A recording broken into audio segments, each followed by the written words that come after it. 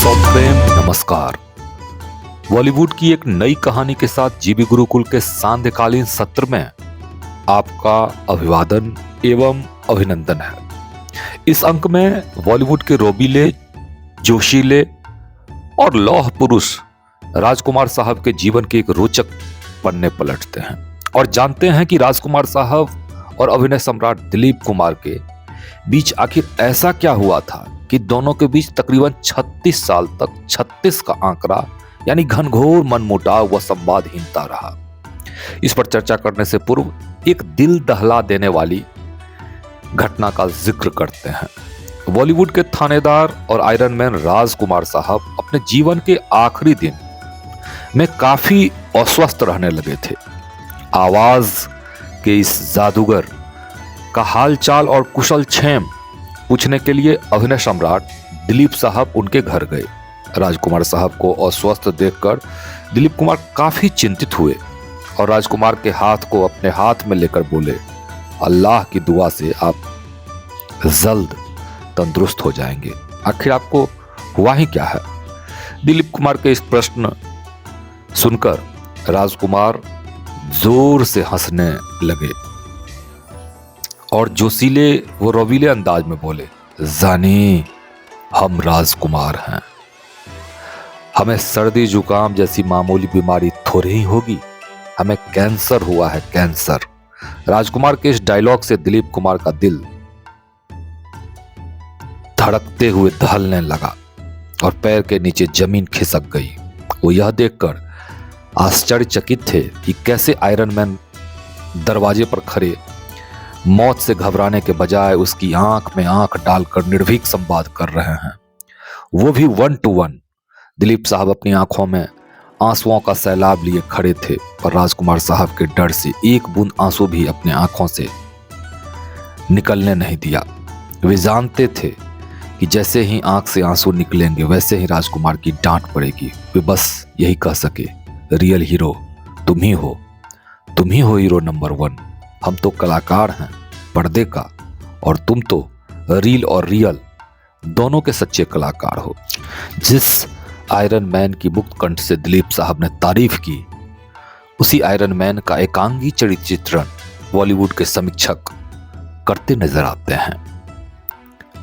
सनकी, अक्खर, घमंडी, मुंहफट, बड़बोला और ना जाने किन किन नकारात्मक विशेषणों से राजकुमार के व्यक्तित्व को संकीर्णता के डोर से बांधने का प्रयास प्रायः किया जाता है, जो कतई उचित नहीं है। हां, राजकुमार बेबाक जरूर रहे। सफलता के नशे में जब अभिनेता ऐंठने लगते थे तो राजकुमार सरेआम सबकी ऐंठन उतार देते थे।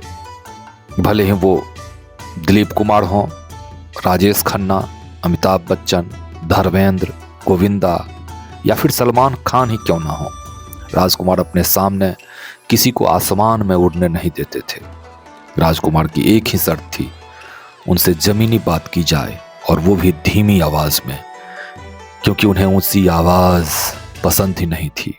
खैर, एक बार अपने मूल प्रश्न की ओर पुनः लौटते हैं और जानते हैं कि आखिर दिलीप साहब और आयरन मैन के बीच 36 साल तक 36 का आंकड़ा क्यों रहा। इसका भी एक दुर्भाग्यपूर्ण किस्सा रहा है। सन 1969 में रामानंद सागर की एक फैमिली ड्रामा फिल्म में अभिनेता सम्राट दिलीप कुमार और आयरन मैन राजकुमार साहब पहली बार एक साथ काम किए। इसमें एक दृश्य ऐसा था जिसमें राजकुमार और दिलीप कुमार के बीच जोरदार बहस और हाथापाई के दृश्य की शूटिंग हो रही थी। इस समय तक दिलीप साहब इंडस्ट्री में स्थापित होकर बड़े स्टार बन चुके थे, वहीं राजकुमार अपेक्षाकृत नए थे। इस फिल्म में राजकुमार बड़े भाई और दिलीप कुमार छोटे भाई का रोल कर रहे थे।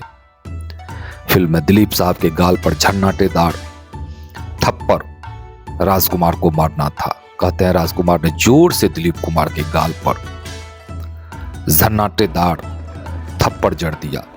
इस थप्पड़ से दिलीप साहब बहुत क्रोधित हो गए और तकरीबन 36 साल तक राजकुमार के साथ 36 का आंकड़ा बनाए रहे। वास्तव में राजकुमार जैसे पर्दे पर नजर आते थे, वैसे ही वे अपने वास्तविक जीवन में भी थे। वे वाकई से बिना किसी सेंसर के वे बोलते थे, बिना इसकी परवाह किए कि सामने वाले उनके इस कथन पर क्या सोचेगा। दरअसल राजकुमार को कैंसर था और उन्हें इस बात का पक्का एहसास था कि अब वो ज्यादा दिन के मेहमान नहीं हैं। उन्होंने अपने बेटे पुरु को साफ साफ निर्देश दे रखा था कि उनके मरने की खबर उनकी अंत्येष्टि के बाद ही प्रसारित की जाए। हुआ भी ठीक ऐसा ही। वास्तव में उन्हें इस बात की चीड थी कि उनके मरने पर सफेद वस्त्र पहने लोगों की भीड़ इकट्ठी हो और मजमानुमा वातावरण बने। आयरन मैन को मरने के बाद भी बेचारा बनना पसंद नहीं था। उनके पार्थिव शरीर पर बेचारगी के श्रद्धा सुमन चढ़े यह उन्हें कतई मंजूर नहीं था। असल में राजकुमार कितने अक्खड़ फक्कर, रोबीले और जोशीले और मस्त मौला थे, इसका मूल्यांकन आइए उनके फिल्म मरते दम की शूटिंग के दौरान हृदयस्पर्शी प्रकरण से करते हैं। इस फिल्म की शूटिंग के दौरान राजकुमार के शरीर पर फूल माला चढ़ाई गई तो उन्होंने अपने चीर परिचित अंदाज में कहा था, जानी आप पहना लो हार, जब वाकई जाएंगे तो आपको पता भी नहीं चलेगा। हुआ भी यही। मरणोपरांत राजकुमार की अंत्येष्टि करने के बाद ही आयरन मैन के निधन की खबर का प्रसारण किया गया। राजकुमार के कट्टर अनुयायी आज भारत के चप्पे चप्पे में मौजूद हैं। एक ऐसा अंदाज जो सिर्फ और सिर्फ राजकुमार में ही था। फिलहाल इस अंक में इतना ही।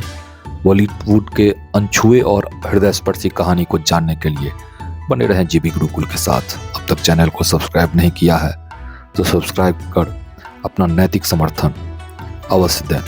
मिलते हैं अगले अंक में। ओम शांति।